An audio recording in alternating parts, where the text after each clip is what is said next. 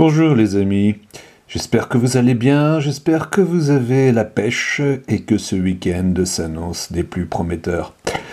Alors, on en avait parlé lors de ma dernière vidéo sur la montre chrono LEAP type 10 Mermoz. Eh bien, la voici à présent, la LEAP T18 Churchill. Alors là, on entre vraiment dans le grand classique parmi les classiques de la maison LEAP. La montre élégante par excellence, très classique, boîte rectangulaire,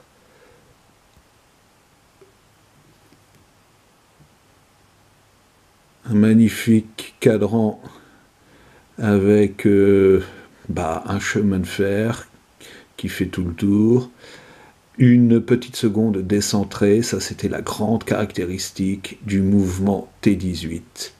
Alors pourquoi T18 ? Tout simplement parce que le mécanisme d'origine, manuel, avait la forme d'un tonneau, T, et avait une largeur de 18 mm.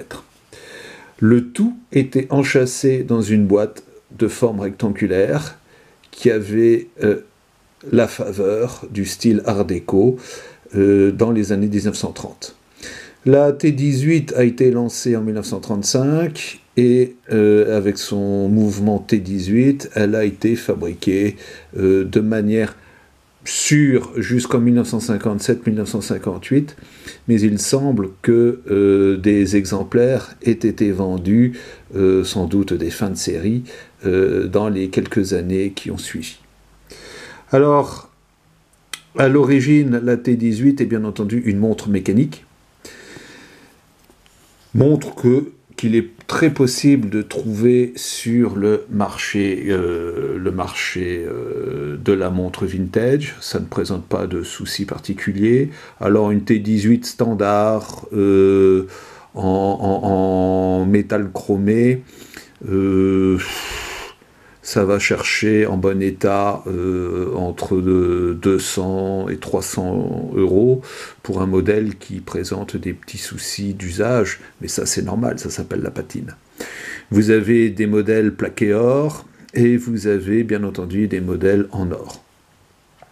Alors sur la montre vintage, sur ce type de montre, les boîtes en or, franchement, entre nous, je vous le déconseille. Alors certes, ça permet de se la péter, j'ai une montre en or, ouais, mais quand on voit la quantité d'or qu'il y a sur une boîte de ce type, le boitage reste assez fin. Donc si vous portez très très régulièrement votre montre, il va y avoir des phénomènes d'usure. Moi, à titre personnel, je préfère une montre plaquée or. Mais je vous explique tout de suite pourquoi. Parce qu'à l'époque, déjà, la boîte était faite en laiton. Et sur le laiton, on avait un plaquage qui tirait carrément 20 microns d'épaisseur. C'est très épais. Et là, vous avez une très bonne résistance, parce que pour user 20 microns d'or sur une boîte laiton, il faut déjà y aller. Il faut quasiment presque sortir le papier de verre ou le Dremel pour arriver à ça. Bon, alors, la montre que je vous présente, c'est une fidèle amie que je possède depuis 2006. C'est une montre que j'ai achetée neuve. Ça a été ma première vraie belle montre. Celle-ci est une reproduction. LEAP a eu une histoire très mouvementée à partir des années 70. Tellement mouvementée que pendant un moment, on a cru que la marque allait disparaître. À la fin des années 90, la marque est reprise par monsieur Jean-Claude Sansema, qui décide d'orienter la marque vers deux directions très différentes. Première direction, il faut absolument assurer à la marque une trésorerie sûre, stable, qui permette d'investir par la suite. Comment va-t-il faire ? Il va tout simplement orienter la marque vers une fabrication de grande série, de très très grande série. Ce seront les montres dites montres de presse. elles sont automatiquement à quartz. C'est des montres rigolotes, c'est des montres qui donnent l'heure avec une certaine fiabilité. Bon, les puristes crient au crime de lèse-majesté. Non, l'avantage c'est que ça permet à l'IP de rebondir, ça permet à l'IP de se reconstruire, et ça permet à l'IP d'enclencher le deuxième mouvement, c'est-à-dire de ressortir les modèles iconiques de la marque. Alors, dans les modèles iconiques de la marque, il y avait la LIP Mermoz, que je vous ai présenté dans ma dernière vidéo, et puis très vite après arrive la T18. Alors la T18 à l'époque, la T18 des années 2000, elle est équipée d'un mouvement quartz suisse, fabriqué par la maison Ronda. Le tout est enchâssé dans une boîte faite à l'ancienne, c'est-à-dire que cette version que je tiens en main, que je vous présente là, qui est une, si on la regarde vite, qui est une copie de la LIP T18 entre guillemets Churchill, celle-ci, là, celle que je vous présente, elle est fabriquée avec une boîte laiton qui reçoit le plaquage en or. Alors, là, on n'est plus sur du 20 microns, on est, d'après ce que je comprends, on est plutôt sur un plaquage de 5 microns. Oui, mais le résultat est là, vous voyez, la montre date de 2006, elle a été achetée en 2006, ça je suis sûr. Mais elle est portée très très fréquemment. Est-ce que vous voyez les traces d'usure? J'ai pas dit qu'elle était nickel. Hein.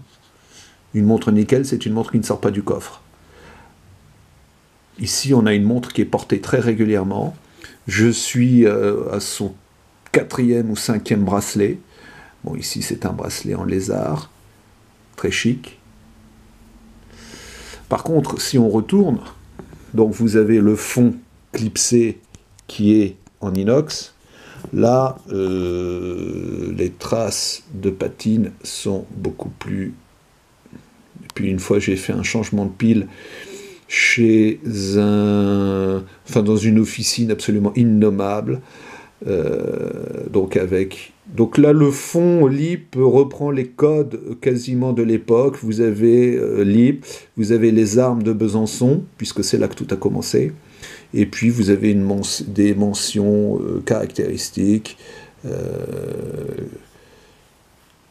mouvement suisse, fond acier.